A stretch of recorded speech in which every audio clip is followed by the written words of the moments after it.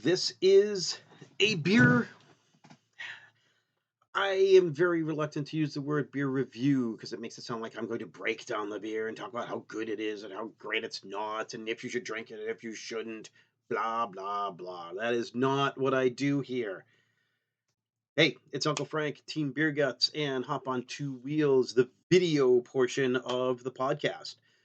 If you have not checked out the podcast, you can find us Hop on Two Wheels with the number two underscores between all the words. Brand new podcast talking about bikes and beers. Those of you who follow me on Instagram, A, thank you very much. B, the one of the last posts that I had made talked about a ride that I had just done, the mixtape, and how difficult it was, and how I thought I did not deserve my post ride beer because I didn't perform. I didn't do that great. In all open honesty, and it was intended to be as part of that post, and it didn't really make it there, but it was in some of the words. The bottom line is, so it was a 48-mile course. I didn't do all 48 miles. I did 42 and a half of the 48 miles. I cut the course. So I felt like I cheated. I felt like I don't know, I couldn't do the whole thing. Now, I do need to give myself a little bit of slack. I'm not very good at that. It's something I need to work on. I haven't been training, and I bit off more than I could chew. I haven't been training not because I'm a slacker. I mean, well, I am kind of a slacker, uh, but it was because I'm coming off an injury. I had knee meniscus surgery in December. I've had some issues with it healing. It is not going as well. And once I finally get to the point of healing, it's bringing on other issues because now I'm pushing the legs forward, pushing, and muscles are doing different things.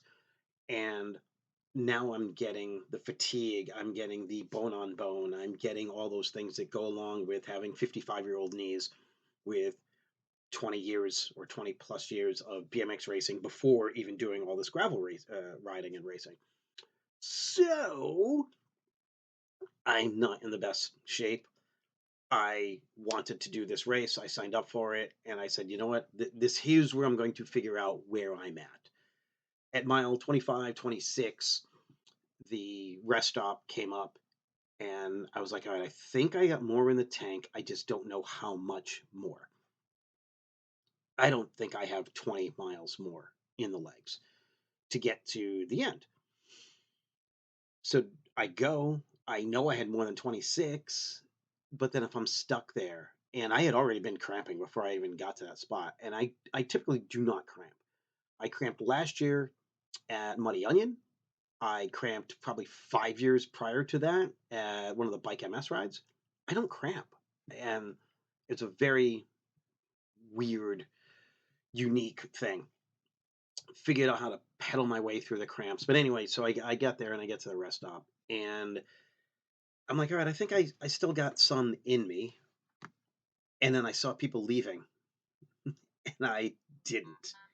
And I'm like, what am I doing here? And there was a girl there. She goes, are you okay? And I'm like, I just don't know. And I was contemplating. It was in my head. I didn't want to quit, but I didn't think I could go on. And I know mentally I'll be like, oh, I can't do it. And physically you can. So I wanted to push myself through. But I did a real assessment, cramping, knees hurting, everything else. Someone there had suggested, hey, if you go this way and you take this right and take this right, you'll eliminate some of the climbing and, I don't know, X number of miles, and you'll be back on course. So I did that. And in my head, I felt like I cheated. But it's not a race. I understand that. And in my head, I mean, I don't have sponsors, but I am an ambassador for a couple of products. And I felt like I let them down. Like I'm supposed to perform as I'm pedaling. And as pedaling typically does, it brings things to light. And it's a form of meditation for me. And it made me realize no, that's not your job. Your job is not to perform or win. It's to ride and have fun and bring the stoke. And making it a little bit shorter allowed me to be able to do those things. My friend Chris also said the same thing. He had said, hey, taking that shortcut allowed you to finish the ride. Because otherwise, I would have been like, hey, just put me in a van. I'm done. And it would have been 26 miles. And I know I wanted more than that. I had more than that in the legs and in my body. And I wanted to push myself. I really did. So I did 42 of the 48. And then in my head, I'm like, I don't deserve my finish line beer, my carrot at the end. And I had the beer that they had there, Mayflower Porter. Wonderful beer. Absolutely delicious beer. Hadn't had it in a long time. And I deserved that. But the carrot at the end of the stick for me was the Mid-South IPA. I did not make it to Mid South this year, but I managed to get my hands on some. Thank you very much to that friend who set me up with some Mid South beer. And that was going to be the carrot. And I'm like, I don't deserve it. By the time I drove home, I realized I gave it everything I got. I had nothing left in the tank, really. The course was awesome. So let's talk about mixtape real quick for a little bit. The course was amazing. The mixed tape, mixed terrain. It had road, gravel, mountain bike. The mountain bike was some gnarly downhill over some big ass freaking rocks and single track. The gravel was sand and mud. The road was wide open road and some smaller road that was up hills. Now, not a lot of climbing. Let's be honest, not a lot of climbing there, which is also why I was kicking myself. I'm like, I should be able to do more than this. I've ridden in Vermont. I'm getting ready to ride for SBT. I should be able to climb. I'm not a climber, but I'm getting better at it. All that said, there's not a lot of climbing there, so I was kicking myself for suffering so much on a non-climbing ride. But I have not been training, learning to be nice to myself, and yeah, it was hard, but it was great. There were some really, really pretty areas. So the mixtape is held out in southeastern Massachusetts, heading out towards Cape Cod, but not that far, just outside of Fall River and New Bedford. So that area of Freetown, and it was great. I thought the course was great. The people were super nice. I met a lot of awesome people on course. There were some people there who were like, "Hey, you got this. You got this." Like they could tell I was suffering. It was very um, evident, I guess, so to speak. So it was a great ride. And on the drive home, about 2 hours back to New Hampshire, I realized, I put in everything. I could not have done anymore. I actually went for my finish line picture pose. Isabel King, if you don't follow her on Instagram, you should. She's awesome. And she usually has this pose where she's like giving this sign and she's got her leg on her heel on her back wheel. And so I went to do the King Is pose and I was going to tag her in my Instagram and I cramped. I cramped doing the pose. I had nothing left. So I got home and I realized I did deserve that beer. Just not then. Because I was at that point, I was exhausted. I showered, changed, ate dinner, and I was like, it's time for bed. So I just didn't want that beer then. All of that said, I know I have just taken up a lot of time, but this is sort of a vlog at this point, and I just talked about bike race, and now I want to talk about beer because this is biking and beers, and that is what I am going to do in this podcast. It's bikes and beers and how they play together. So my finish line beer that was the carrot is the Mid South. It was always an IPA, I believe. Whenever I've had it, it said Mid South IPA. So brewed in Stillwater, Oklahoma, it says pale ale this time around at 4.6% alcohol. Hoppy beer. Maybe they went for lower alcohol because people don't. When you do the Mid South, so the Mid South is either 50 miles or 100 miles. Gravel, clay, sticky mud if it's one of those rainy years, and it's a difficult ride, but it's a lot of fun. And I've told myself I'm going to do one major challenge ride every year. It's probably going to be two because I always want to go back to Mid South, and it's a kind of the kickoff to the season. At least for the pros, I'm not a pro, but I still want to go back. And so the kickoff for my local season If it's either going to be the mixtape or the Muddy Onion, depending on where they fall in the calendar. I'd love to be able to do both. Muddy Onion, awesome race, a lot of climbing. Mixtape, not so much climbing. This doesn't mean throw in more climbing. Mixtape, please don't do that. Please don't do that to me. It was great. So I'm finally having this beer, and this is the first video podcast, blog, vlog, whatever, and I'm learning this whole podcast game. So I don't know exactly if I can take the video and add video or take the audio from the video and make it part of the audio only podcast. I'm not going to do a video podcast. That's a lot. It's a lot of work. I don't have that kind of time. And I also don't want to edit it, and that takes up all the time. I also don't want to put out like crap. I'm going to aim for somewhere in between. I know everyone is going to be like, no, no, you need better content, or hey, your audio is king. For me, this is going to be fun.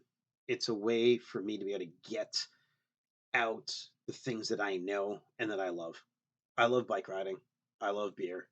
I know some about bike riding. I know a lot about beer, and I want to share that. I want to share the passion for both. So, Mid South Pale Ale. The Iron Monk is the brewery that makes this in Stillwater, Oklahoma.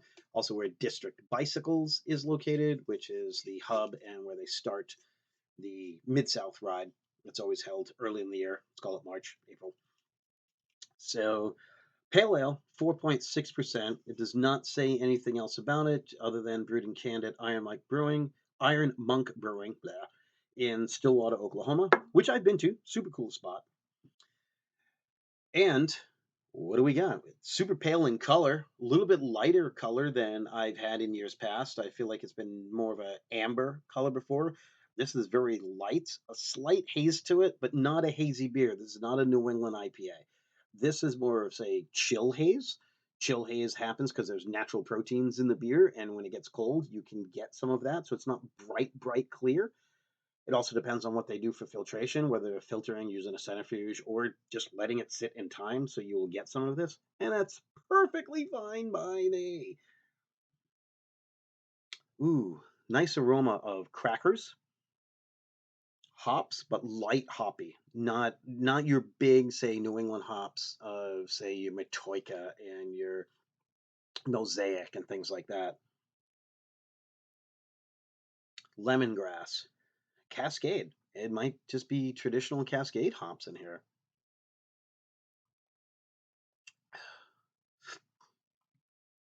Oh, that is super crushable. This beer is light blonde ale with more hop notes. The hops are citrusy, but not super citrus forward. So that's lending me towards Cascade. A little bit of hard earthiness in the back, so perhaps like a Chinook or something to that effect.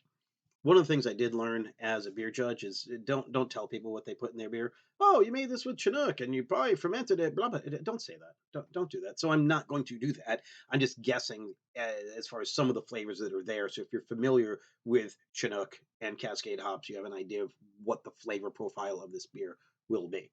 So if you're in Stillwater and they still have Mid South Pale Ale on, get some. And here's kind of what you're going for. But I'm getting light blonde ale and even a dryness of almost like a wheat beer. So it could be a pale wheat with some hops.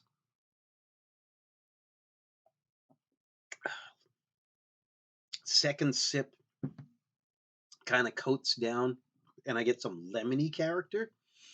So lemon drop could be a hop that's in there. But again, these are all in that citrus, that light citrus family, as opposed to Mosaic, Simcoe, Amarillo, Citra. Could be some Citra because Citra is citrusy, but it's light. I feel like it's brighter. It's a nice bright hop character to this beer, and super drinkable. Like this finishes is like, and it's dry, and I get that lemon in there again, which makes me think this would go really well with certain foods, Thai food, or Let's go pasta with clams.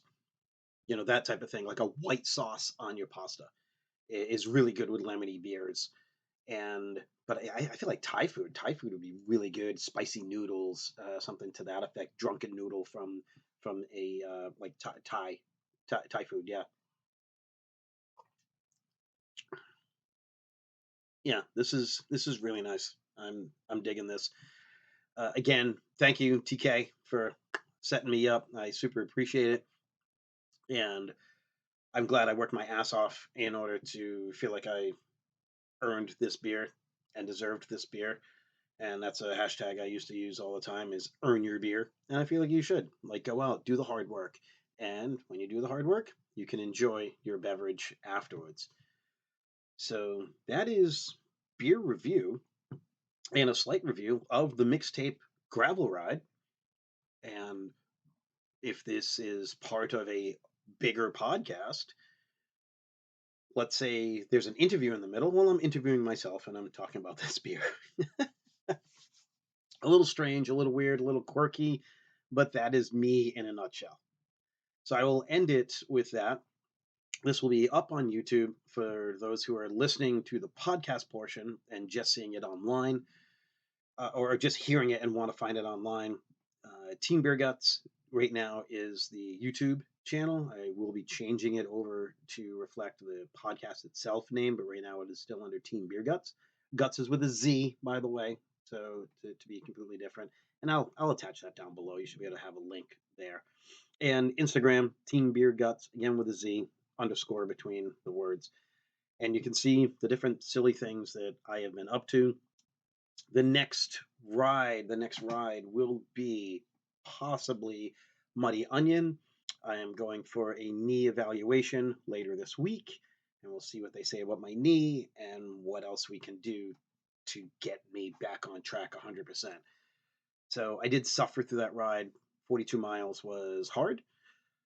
I feel like even shorter than that with more elevation, like Muddy Onion, might be more than I can take.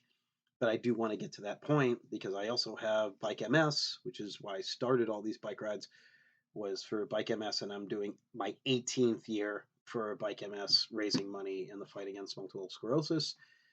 And that's 150 in a weekend, and still leading up to SBT Gravel, which is going to be my destination travel race this year, which is going to be awesome and so much fun. It's so pretty out there, from what I understand. And that's over 100 miles. I don't want to think about the amount of elevation. Let's be honest. So, uh, until then, I will end this portion and what I would end the podcast with. So, if I do incorporate this into the podcast, it'll be at the end portion so that we have the proper ending. As always, be good to yourselves, be good to each other, ride bikes, drink beer, do epic shit. Uncle Frank, and I'm out. Cheers.